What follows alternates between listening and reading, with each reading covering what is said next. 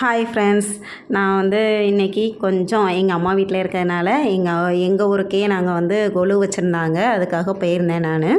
ரொம்ப நாள் கழித்து இங்கே நான் கொலுவுக்கு போகிறேன். ஆனால் நான் கொலுவுக்கே போனது கிடையாது. நான் இருந்தப்போல்லாம் கொலு வச்சது கிடையாது.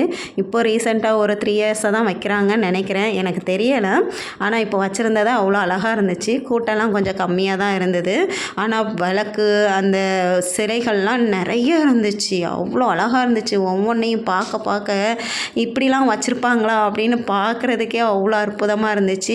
தட்டுகள் வச்சு எல்லோரும் கொண்டு வைக்கிறாங்க. அதுக்கப்புறம் கம்மம்புல்லாம் அங்கே போட்டு வச்சுருந்தாங்க. எதுக்குன்னு கேட்டால், இது முளைப்பாரி மாதிரி கொஞ்சம் வளர்ந்து நிற்கும் அந்த 10வது நாள். அது பார்க்குறதுக்கே அழகாக இருக்கும் அப்படின்னு சொன்னாங்க. அதுக்கப்புறம் ஒவ்வொரு இடத்துலையும் ஒவ்வொருத்தரை வச்சு அவ்வளோ அழகாக டெக்கரேஷன் பண்ணியிருந்தாங்க. எனக்கு அது ரொம்ப அழகாக ரொம்ப பிடிச்சிருந்துச்சு. அப்புறம் எங்கள் பத்திரகாளி அம்மனுக்கு பூஜை நடந்துச்சு.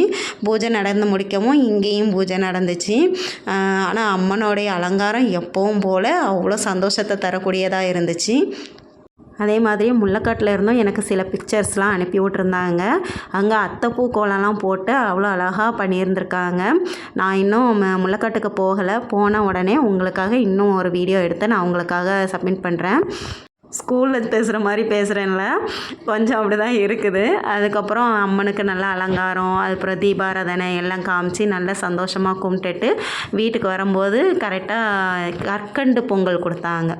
அவ்வளோ டேஸ்ட்டாக இருந்துச்சு. பசங்களும் நல்லா வாங்கி சாப்பிட்டாங்க. அப்புறம் வர வழி ஃபுல்லும் ஒவ்வொருத்தட்டியாக பேசிக்கிட்டே வந்தேன். வீட்டுக்கு சேர்கிறதுக்கே ரொம்ப நேரம் ஆகிட்டு. எங்கள் அம்மா அவ்வளோ நேரமாக ஆணுச்சு, பூஜை சீக்கிரம் முடிஞ்சிருச்சுன்னு சொன்னாங்க. ஏன்னா நான் பசங்களெல்லாம் விட்டுட்டு தான் போயிருந்தேன். பசங்களை கூட்டிகிட்டு போகல. ஏன்னா ரொம்ப தூரம் நடந்து போகணும். அதனால் பசங்களை கூட்டிகிட்டு போகல. உங்கள் ஊர்லேயும் இதே மாதிரி கொலு வச்சுருந்தாங்கன்னா எனக்காக அந்த பிக்சர்ஸ் அனுப்புங்க. எனக்கு அது அவ்வளோ பார்க்குறதுக்கு ரொம்ப பிடிச்சிருந்துச்சு. கீழே மாடுகள், மரம் அது இதுன்னு வச்சுருந்தாங்க.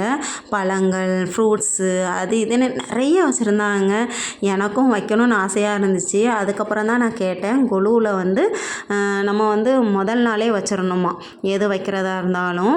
ஆனால் எனக்கு அது தெரியாது. போன வருஷமாக இப்போவும் எங்கள் ஊரில் மஞ்சள் நீர் காயில் நான் வைக்கும்போது 3வது நாள் வச்சேன்னு நினைக்கிறேன். அப்படி வைக்கலாமா வைக்கக்கூடாதா அப்படிங்கிறதையும் எனக்காக கமெண்டில் சொல்லுங்கள். இல்லைன்னா நானும் அதை வைக்கிறாமலே இல்லை. அதனால தான் உங்கள்கிட்ட கேட்டுக்கிட்டேன். அதுக்கப்புறம் கொலுவை யாரெல்லாம் சிறப்பாக கொண்டாடுறீங்களோ அவங்க எல்லாருக்கும் நல்வாழ்த்துக்கள்.